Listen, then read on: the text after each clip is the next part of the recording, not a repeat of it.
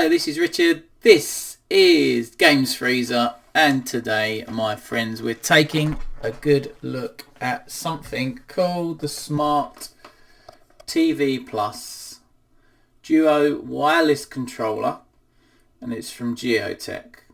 Okay, so it's specifically made for smart TVs, okay, that support controllers. It's made for Windows as well, so you can play PC games with it, and it's also for iOS and Android, so I should be able to test most, if not all, of those things. So I've got a TV downstairs that I'll check out and see if that works on that. I've got obviously the PC I can run it through. I've got my Apple iPhone, and I've got an old Android device that we'll see if it works on that as well. So that's what we're going to do. So first things first is we will unbox this. So it's got 2.4 gigahertz wireless functionality. It's got Bluetooth connection, which is via a dongle, I believe, and you've got the wired USB that comes with it as well. It's calling out that it's dual band wireless. It's got some RGB lighting around the analog sticks as well, and obviously it comes with the USB wireless adapter. You also need to plop some AA batteries into it as well, so it's not a rechargeable battery pack in there, it's AA batteries. So I don't know what the lifespan of those would be on normal usage, but maybe we could test that over time. So right, so let's do a bit of an unboxing and see where we go with it. So let's open the top there. Okay, right, so what do we get presented with? Well, as usual, we'll have the inner box, the box within the box, and we are going to pull out the first thing, which is the USB-C to USB, whatever the USB, normal USB is. So that's the way of connecting it to your PC, I'm assuming, hardwired. So that's doable. Okay. Might be worth testing it on Switch as well. You never know. Sometimes these things work, even though they're not listed as compatible. Sometimes they do work.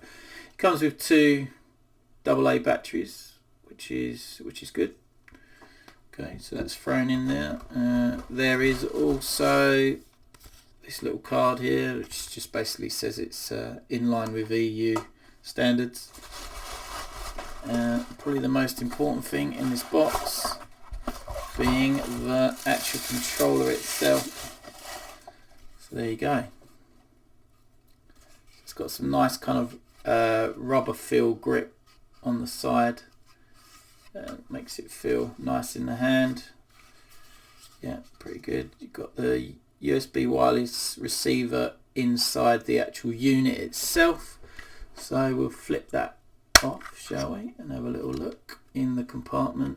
It's like one of your, there we go, one of your standard kind of little wireless receivers in there. So pop that back for now, and obviously your battery compartment to stick your batteries into. Okay, see how that slides on.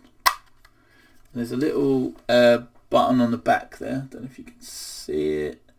So you probably won't be able to focus in on the wording because it's the same colour as the actual controller itself, but your first setting there is 2.4 gigahertz.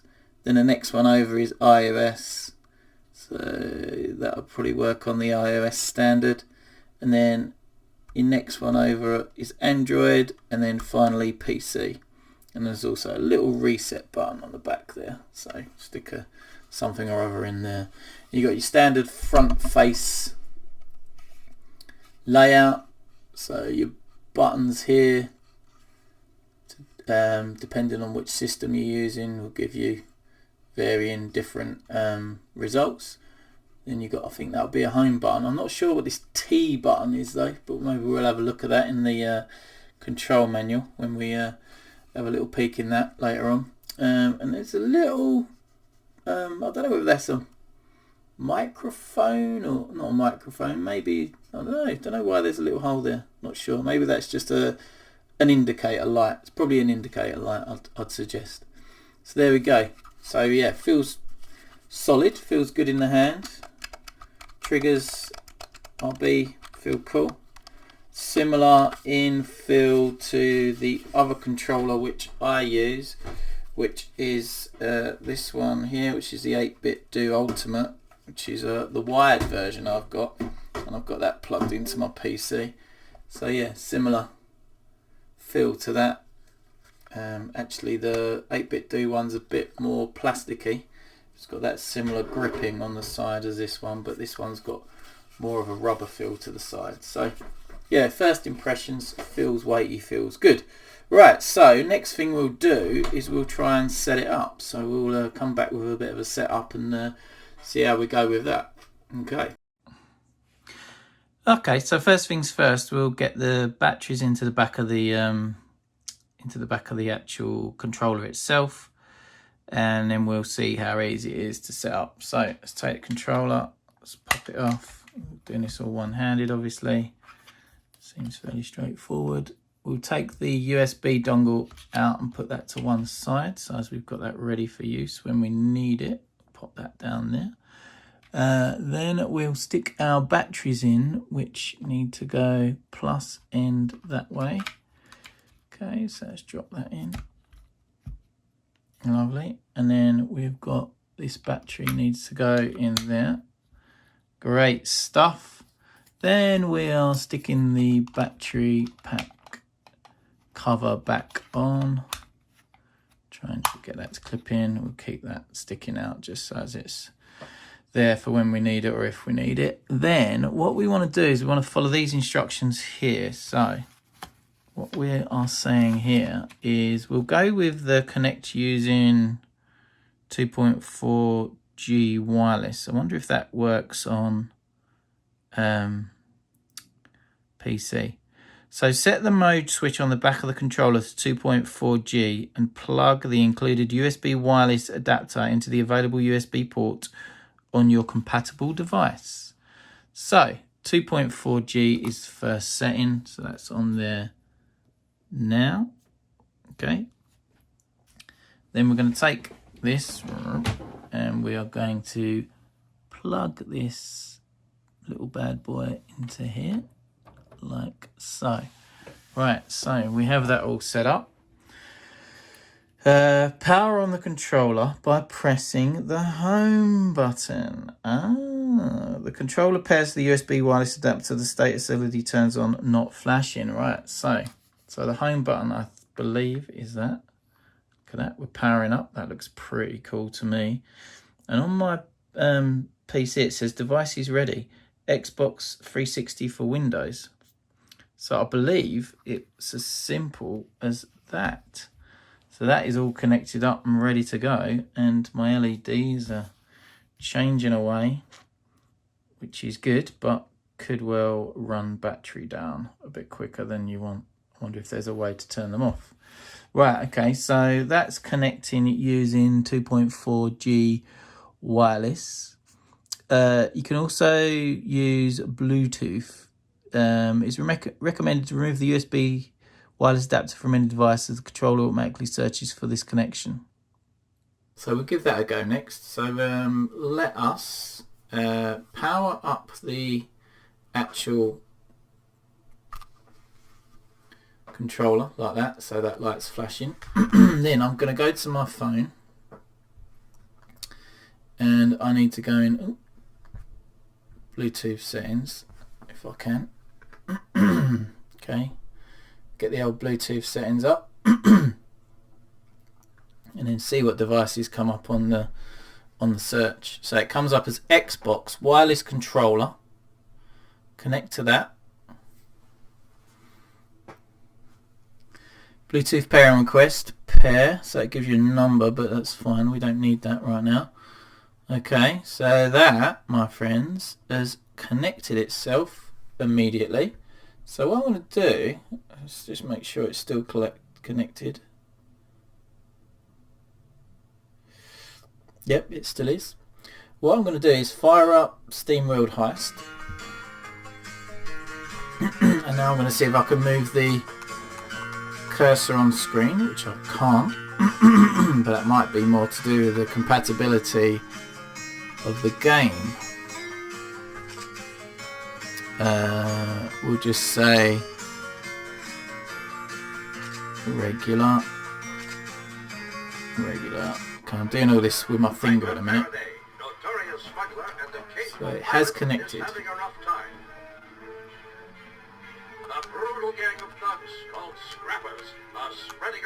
I don't think it's going to work with this game, if I'm honest. Stealing everything in sight. They have even been known to kidnap the locals. Their presence could draw unwanted attention from the Royal Space Force. Although it should, really. Bad for business. Just waiting for this intro sequence. Aiming to relieve them of their ill-gotten cargo. And of course, it all went according to plan.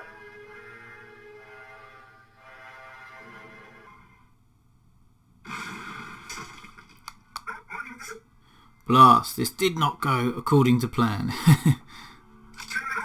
What a positively macabre place. Right, okay. No, it's all gesture controls or finger controls or whatever. But I wonder if there's any way of then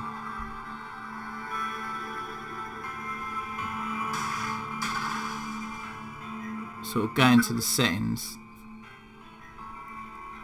Let's see if I can go to settings within my game itself. Let's just get rid of that, open it again, and hopefully there's a setting that might say controller support or something like that. So let's not write that off yet. I mean, it's definitely connected. That's the thing. So it's probably dependent on the game.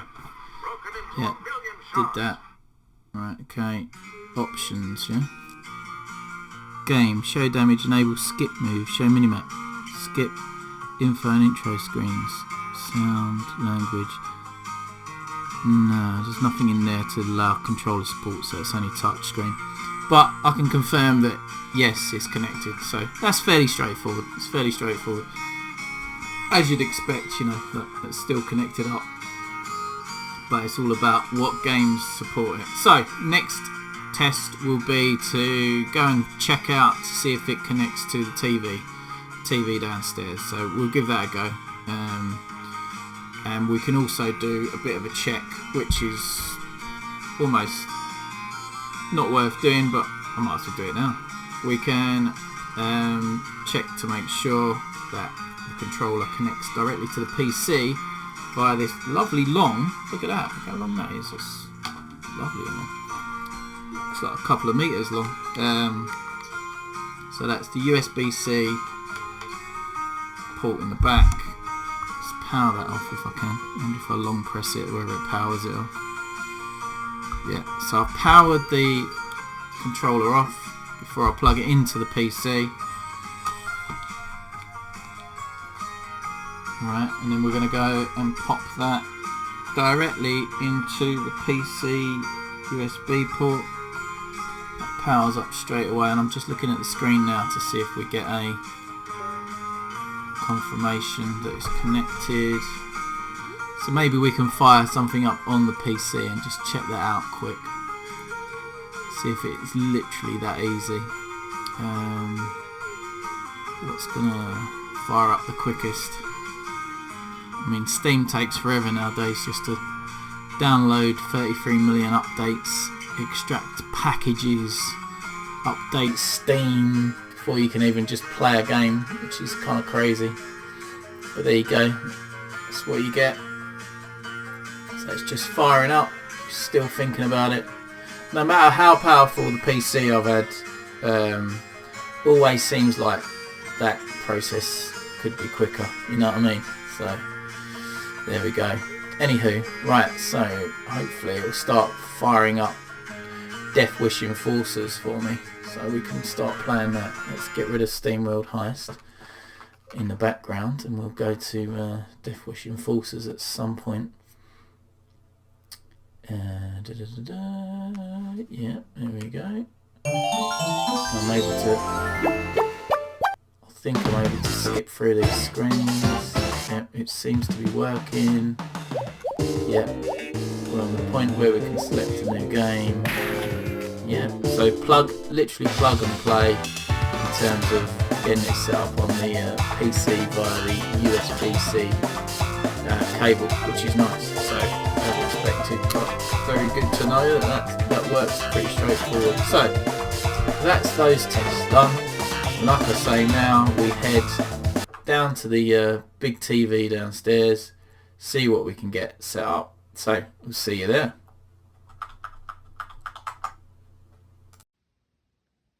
Okay, so we come downstairs to test the controller on the big TV. So what we're going to do first, well, we're going to get out USB, there he is, receiver, and we are going to go and plug that in down here.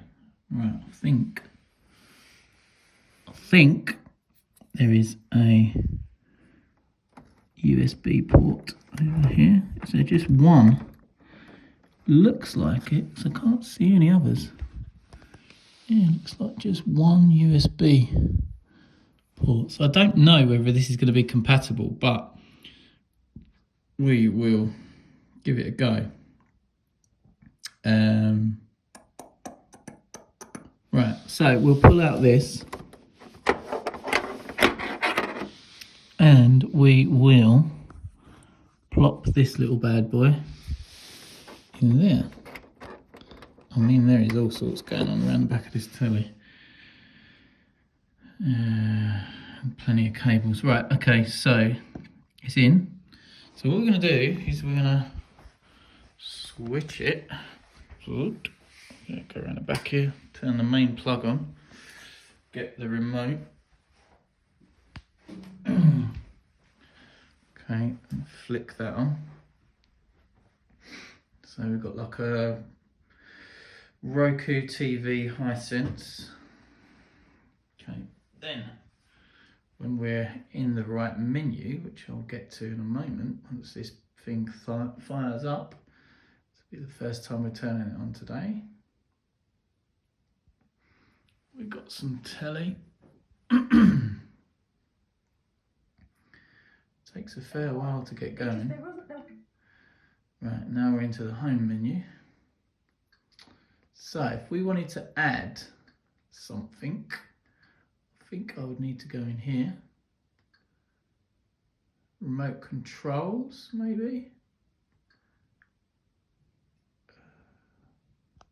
Add a new remote control or add device. Press OK.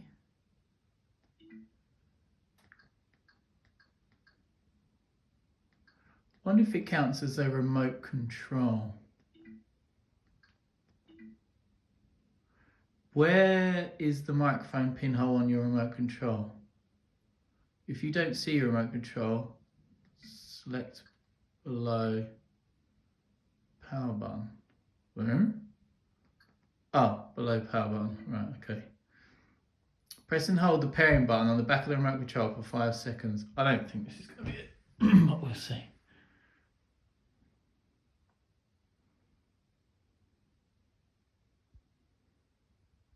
I'm pressing that.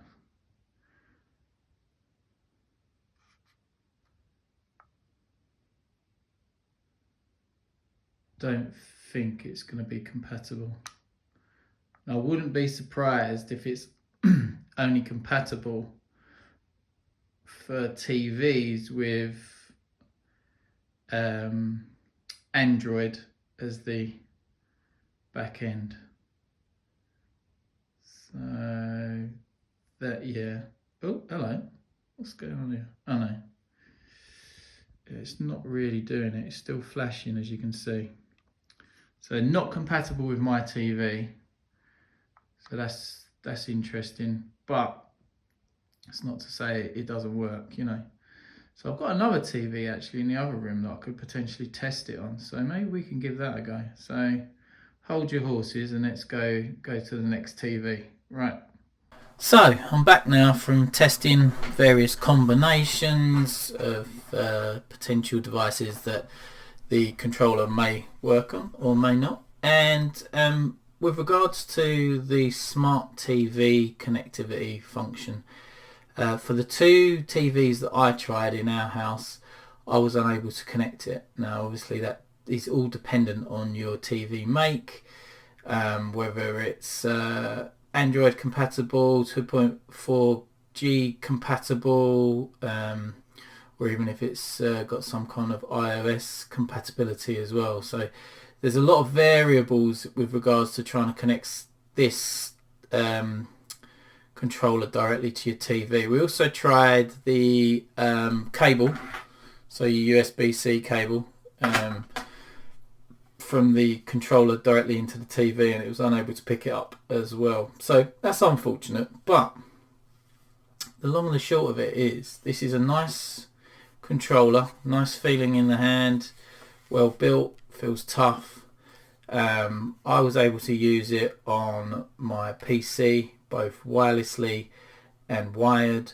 I was also able to connect it up to my iPhone, and I haven't tested it on the Android device yet because that is totally out of battery, and I am not in a position to be able to charge it right now because I haven't used it for so long. It's a Nexus 7 just from yonks ago. Dug it out and yeah, obviously it's dead, battery's dead. So all in all, a good controller. Hopefully you've enjoyed the video. It's given you a bit of insight into this Smart TV Plus Duo wireless controller from those lovely people at Gioteck who kindly sent us this review sample to take a look at. If you've enjoyed the video, please press like, subscribe to our channel. It helps us get further things into the Games Freezers to take a look at for you. We're over on Twitter, we're on Instagram as well, and that's at Games Freezer. We're over on TikTok, The Games Freezer. We're also over at www.gamesfreezer.co.uk, which is where we put everything that we do goes up there. So my friends, until next time, it's goodbye.